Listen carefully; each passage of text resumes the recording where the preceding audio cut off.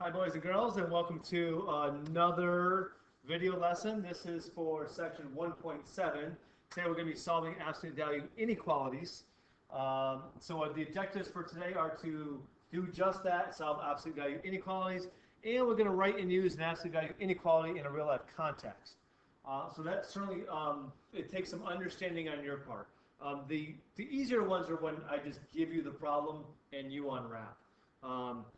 It's actually writing these where most of the struggles usually come, if they do come at all.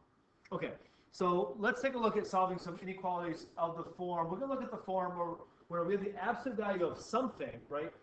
In this case, there's going to be some kind of linear equation, and it's less than or equal to some number c. Okay, now I'm actually going to go back and forth between the next page and this one for a second here. So notice how this page it's less than or equal to c, the next page it's greater than c, right? So, of course, nice. Less than or equal to, greater than.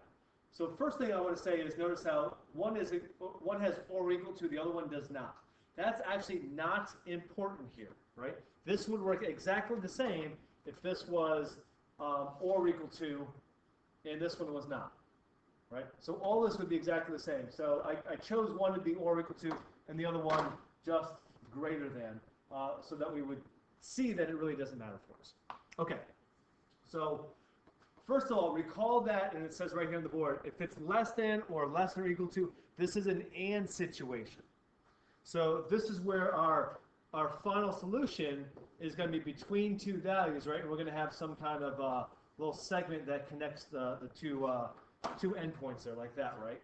With our and situation. So with our and situation, the second thing to remember is I can write this as one compound inequality, where I have something like less than or equal to, we had like, I think it was 1 is like less than or equal to 2t minus 7 is less than or equal to 15 or something like that, right? It was all one big statement like this.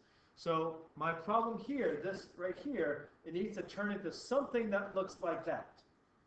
So where exactly is this going to come from? Okay, well, let's take a look at this. It actually comes from the idea that this is also an absolute value problem.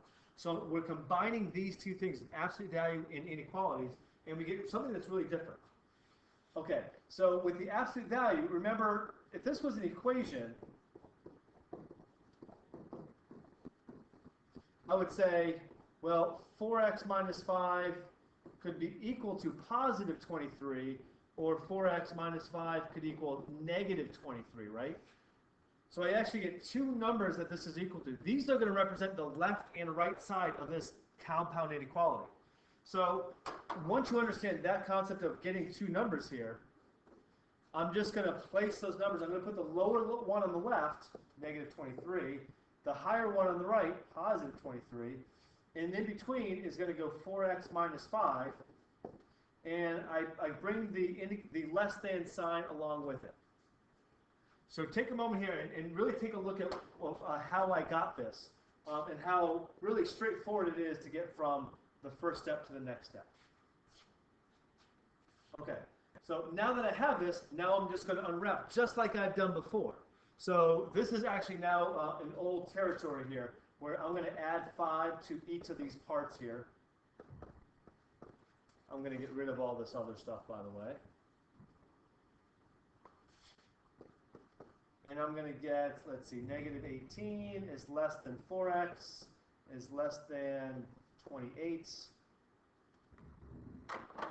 And I'm going to keep on unwrapping. I'm going to divide by 4.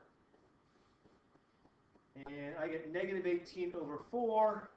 I can reduce that a little bit. Negative 9 halves is less than x, is less than 28 over 4 is going to be 7. So notice how this is the same form of what I said before, right? We have number less than some value is less than something else, right? It's that same basic form. And if we were to graph this, again, that's our algebraic solution. We've got this compound inequality where I have negative 9 halves at one end, I have 7 at the other, and it's just x is greater than negative 9 halves and less than 7 at the same time. So I get this, this segment with open circles on both sides. So that's of the form, let me go all the way back up to the top. That's of the form where the absolute value is less than some number C. Okay, let's take a look at the other scenario where we have the absolute value is greater than some number C. So again, recall that if you have greater than or equal to, this is the or situation. So I'm going to have two statements here, right? And they're going to be separated by an or. So remember what happens here with our, because of the absolute value, we could have 3x minus 2 is equal to 8, or 3x minus 2 is equal to negative 8. So it starts like that. I'm going to write that first one out. And I'm pausing here for a second because you really need to look at what's happening. And it all comes from this negative 8. What I've done there is I've changed that positive 8 to a negative 8. Excuse me, I just realized that I wrote this wrong over here. This is supposed to be greater than 8. Okay, so I changed that positive 8 to a negative 8. So this 3x minus 2, I can't keep that sign the same because that's now a negative 8. I need to switch that sign, right? That sign gets flipped.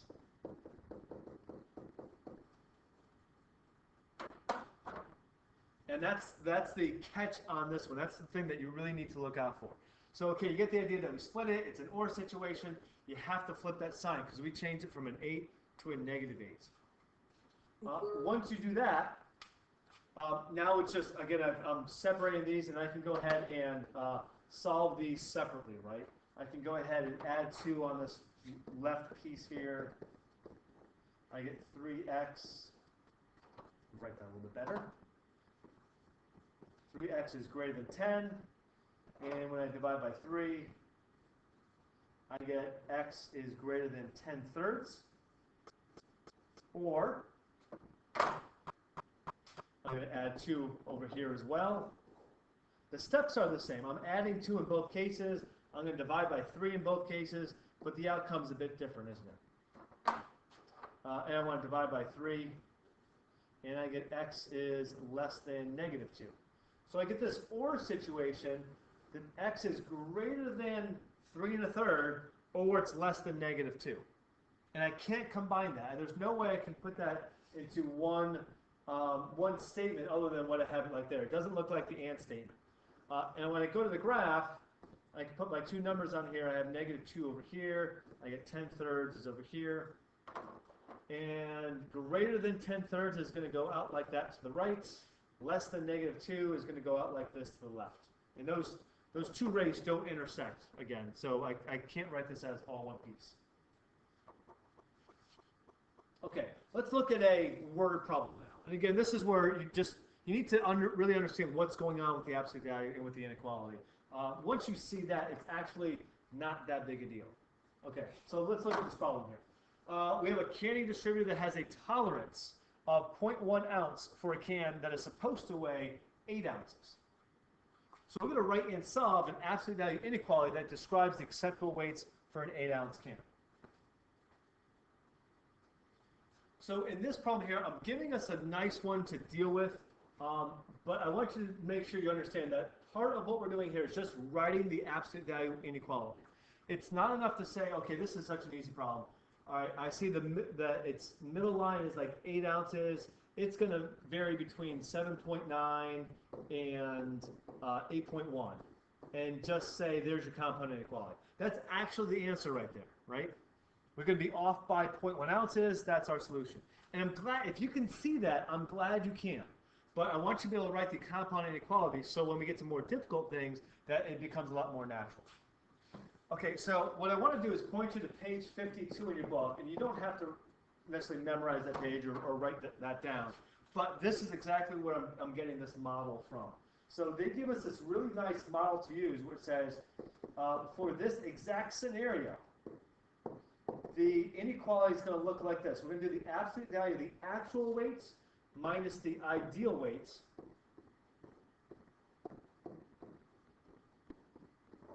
And that's going to be less than or equal to the tolerance.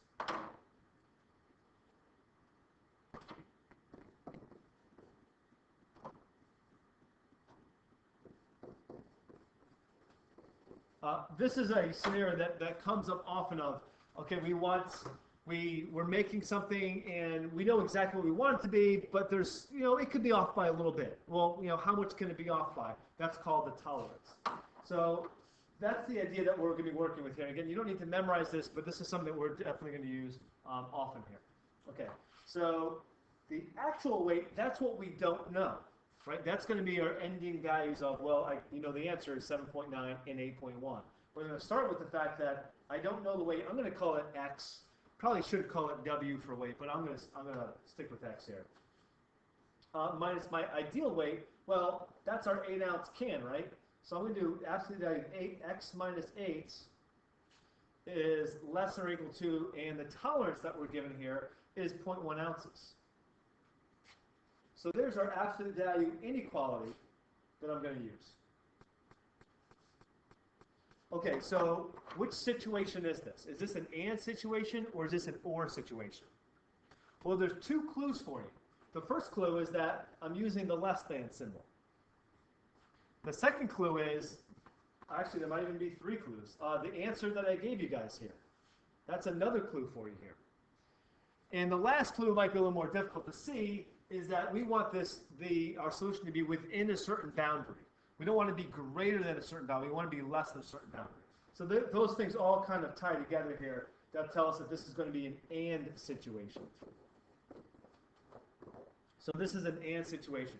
So what I can do here is, again, I'm going to take my 0.1 and I'm going to write negative 0.1 on the left. I'm going to write positive 0.1 on the right. I'm going to use the same symbols of less than or equal to. And in the middle is going to go this expression of x minus 8.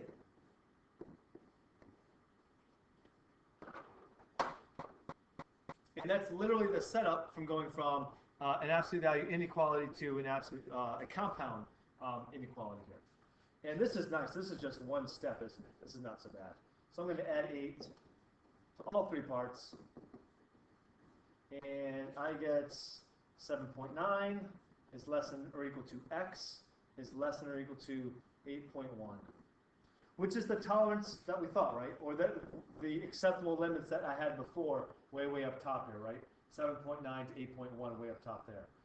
So again, that's not the entire answer. Most of the answer is actually what we have up here in red, right? This absolute value equation right here, or excuse me, inequality. That was a big part of our answer. So if you're missing that, if I'm asking you to write the inequality and you're not doing that part there in red, you're missing on a major part of what I'm asking you guys to do. So make sure you include that in what we're doing here.